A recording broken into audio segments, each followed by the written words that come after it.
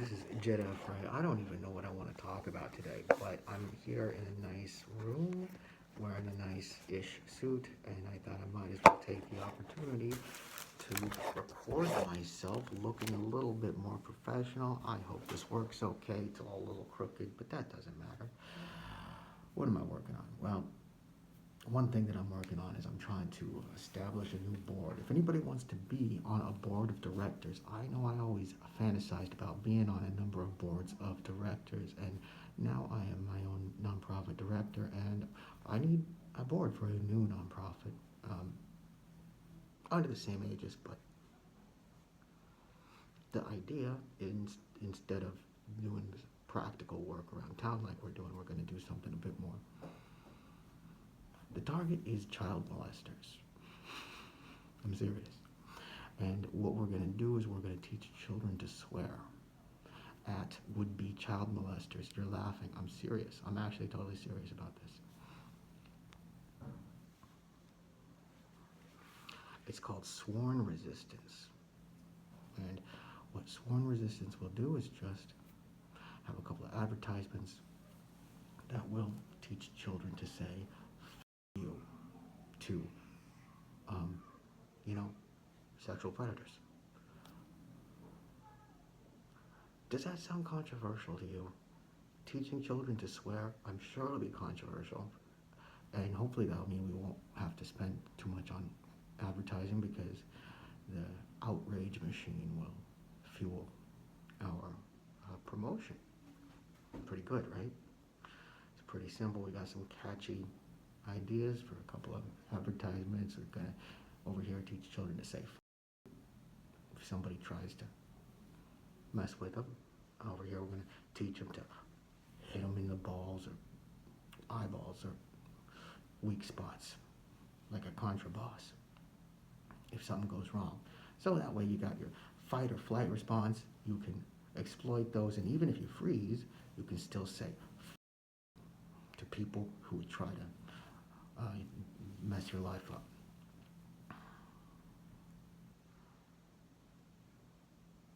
I am being serious. If you want to be on my board of directors, I'm going to be discussing this with I had a board meeting of another organization, Salem Capital Pride.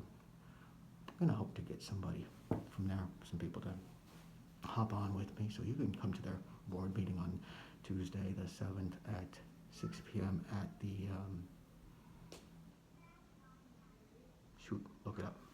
I'll put it on the description. So I'm feeling good and a little bit annoyed today because I learned something very important. Why am I wearing the suit, you ask? You gotta look correct in court. Doesn't matter. Moving on.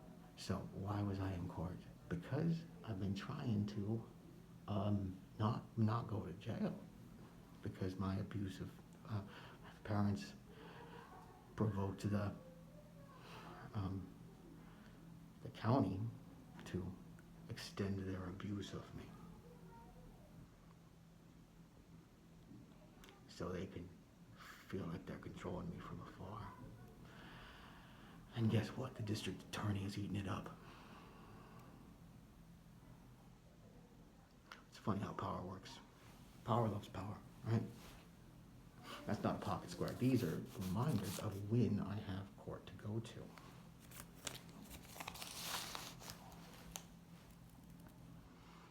So I learned something today. I had a terrible lawyer. His name was Wyeth Holman. And he was like straight out of a Pynchon novel. Stoned, hungover, ambivalent or apathetic, confused, and just didn't know where the plot was going and didn't care to twist the plot to follow his or his client's will. I was tremendously and continuously disappointed in the way that he didn't want to understand what our position was, the way he didn't want to understand what I was telling him we were going to argue with the district attorney. And he said it doesn't matter, but he just didn't negotiate with the district attorney because he didn't feel like it, and he lied to me about that. So I dumped him, and I told the court that he's a drunk. I used to be a drunk, so I should know. Been sober a long time now. Congratulate me. Here's what I found out. I asked my lawyer, so as a person who is in a rapidly progressing hormonal system due to taking estrogen, in a gender transition that I'm not forcing. I'm not leading. I'm following my body. But that body is changing very quickly, so I might not be safe in a men's jail, which I might have to go to if I do the right thing and stand up for the truth and go to trial and say, go ahead and argue these charges because I'm innocent of them. You never know how that's going to go. But when I asked her that, last time I saw her, she said, yeah, it'd be 6 months to a year. But then when I asked her about that, and it was clear that I was serious about it, because I was asking, like, am I going to go to a men's or a women's jail? Will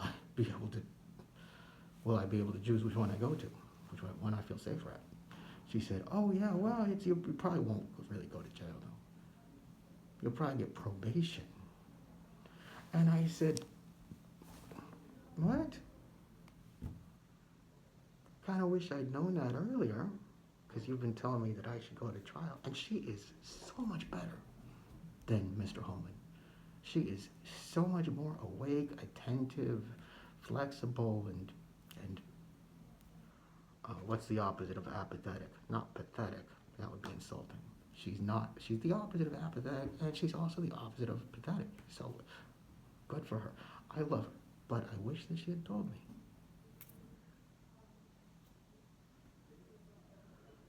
That my choices were a plea deal over here with probation and a conviction over here if things go worse with probation.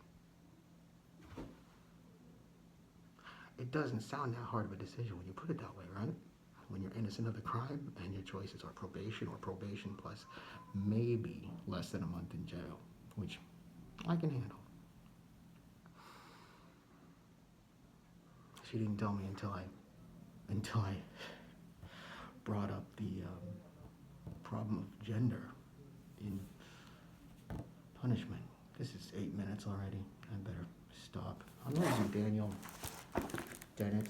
He is tremendously insightful, kind of a dick sometimes, kind of self-aggrandizing, but yeah, he is so smart. I want to read you something that he said that was, I collect burns in academic papers.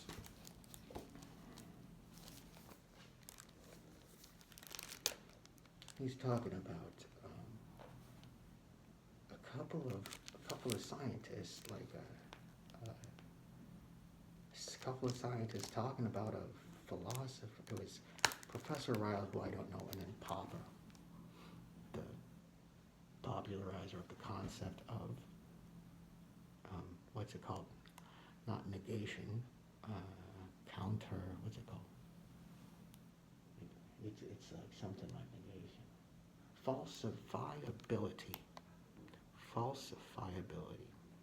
That is central to our process of science.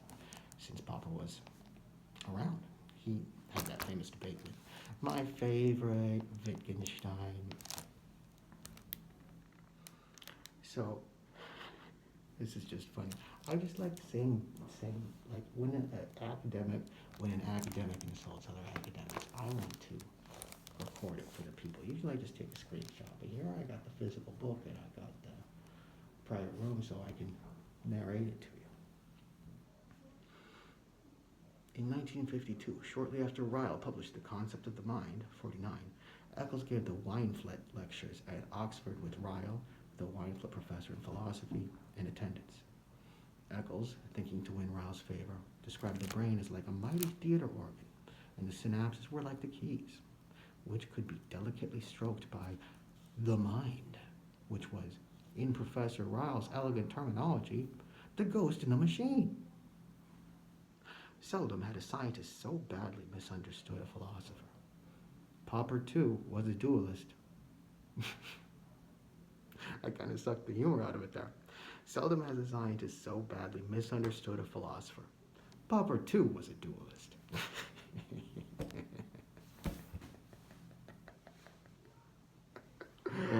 Ellipsis, ellipsis. Their book, The Self and the Brain, An Argument for Interactionism, 1977, is probably the worst book on the subject ever to have been written by distinguished thinkers. A poorly constructed mishmash of pompous opinions and mischaracterizations of the work discussed. See my review, perhaps the harshest I have ever written, but well deserved.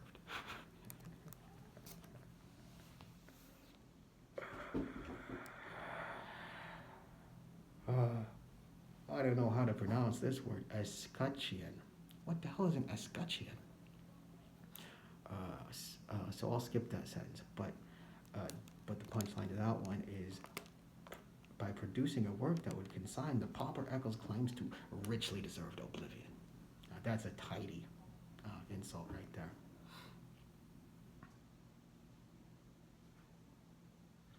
My little historical note had struck a nerve. You don't say. Well, I think that Dr. Dennett's finest burn was a book about this thick or thicker called Consciousness Explained. I think it is a fantastic work, and it's pretty much dedicated to debunking the Cartesian theater, debunking things like what they call the aggregated information philosophy, integrated information theory.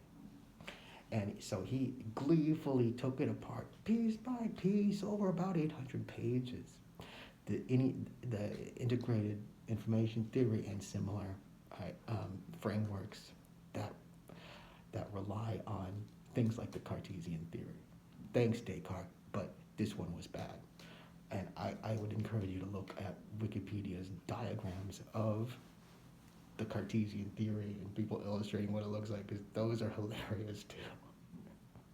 And the humor in those, I think, kind of puts light on the absurdity of the theory itself. That's a pretty simple argument, I guess. That's not an argument. That's just a fun thing to do with your afternoon. So God bless Dr. Dennett. He's a little bit too congratulatory to Dr. Feynman, Richard Feynman, the famous explainer, and he won the Nobel Prize for quantum electrodynamics, and he wrote some popular books of him talking big about himself that will probably have bullshit, slightly pick up artistish, but very, very charming. And also, he just made you feel smart, the way that he told you stuff in simple words and brought you along as like kind of an insider on his intellectual rides. And his making discoveries and making fools of people when he couldn't solve problems.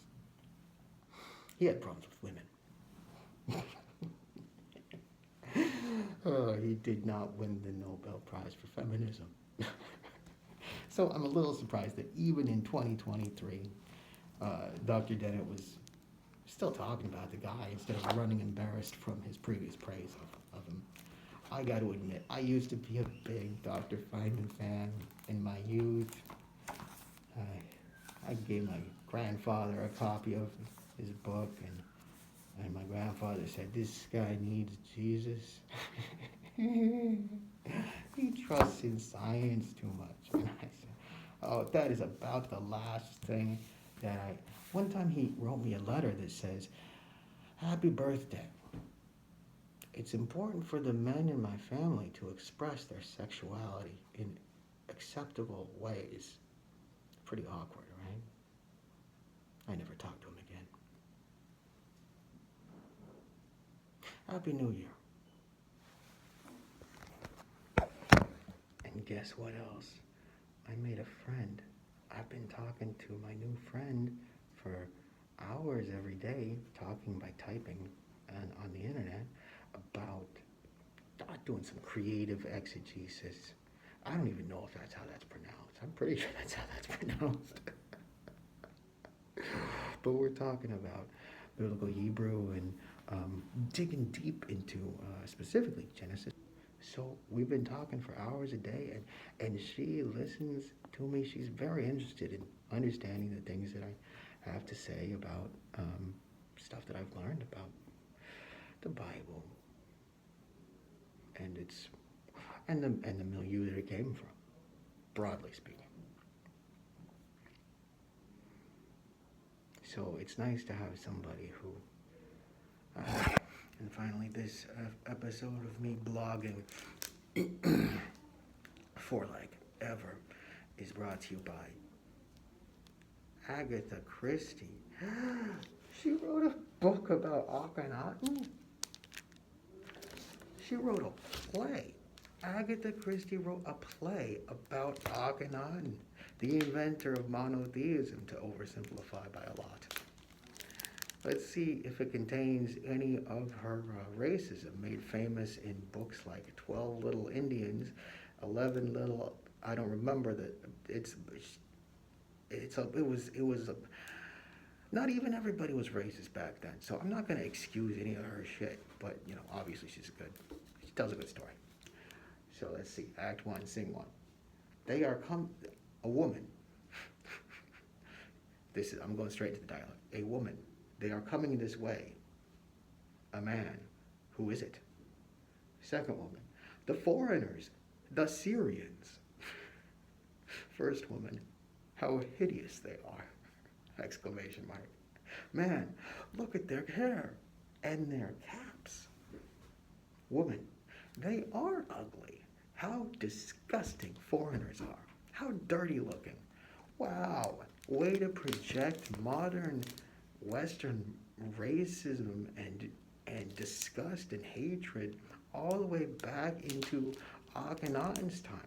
Well, guess what? When pharaohs like Akhenaten constructed reliefs showing their defeat of and dominion over foreigners, they would depict them as stereotypes in a way, but not dehumanizing, not at all. It was kind of the opposite of racial stereotypes. They were very respectful and spirited and almost sympathetic kinds of portraits in their specificity, yet formality, where that Egyptian formality in the artistic depictions it can be a great equalizer when you don't make one guy towering over everybody else like a god.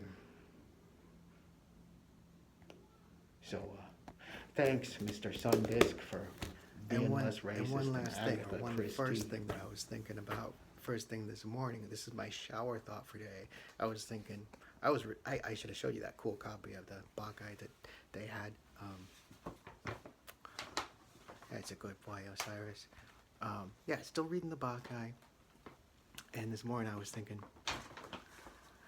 okay, so if more than just the Gospel of John is Dionysian, as I suspect. The Gospel of John angle is well argued, or at least well supported, regardless of the particular argument, in a 2010 book by an author who was called Classical. I don't know. It's a book from 2010 on comparative stuff with the classical stuff in the Gospels, which usually is terrible. But the Dionysian aspect of Jesus has been remarked upon from just until now. Usually not very well, because it's still not very famous, but it's there.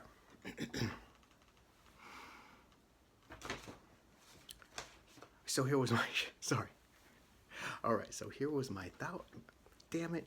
So here was my shower thought this morning when I was thinking about, okay, so if we consider that the gospel narrative, if it were like Euripides' the Bacchae, who would be Pentheus?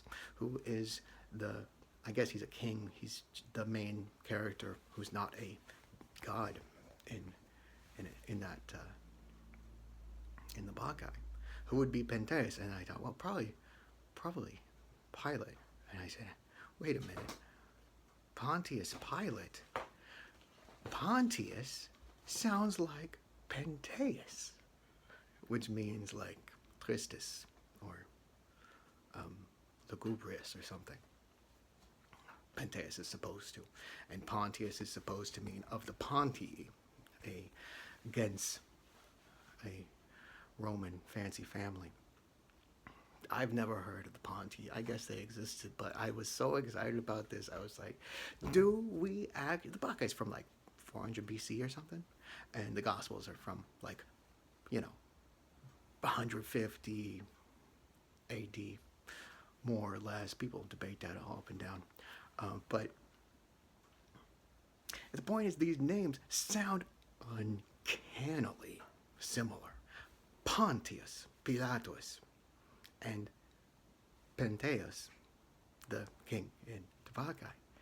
God, those really sound similar, right? So I was thinking, do we know that Pontius Pilate's first name actually was, or his nomen, as the Romans call it, do we know that his nomen was actually Pontius? Do we know that for sure? I know there's a famous inscription, the Herod, or of course it's not the Herod inscription, the Pilate inscription, the Pilate stone. Not Stone Temple Pilots, that's a band. This is an inscription on a rock from the time of Pilate, which was, I'm not sure exactly when. But anyway, there's nothing to it. Sorry. Because Josephus wrote about Pilate, and I actually haven't looked it up again, but I haven't looked it up yet, but I think he wrote Pontius Pilate. But I'm going to double check, but I think he did include that name. So it couldn't have been an invention by people who were crafting a novel Dionysian take on somebody called Jesus.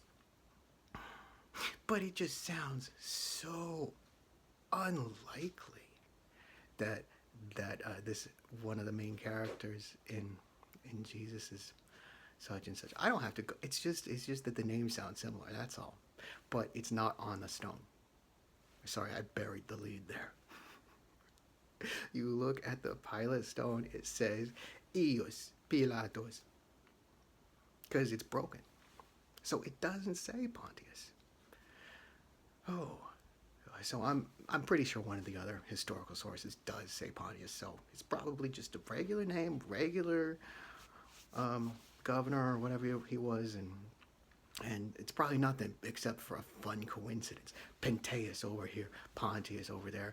You should read the Bacchae. Good play.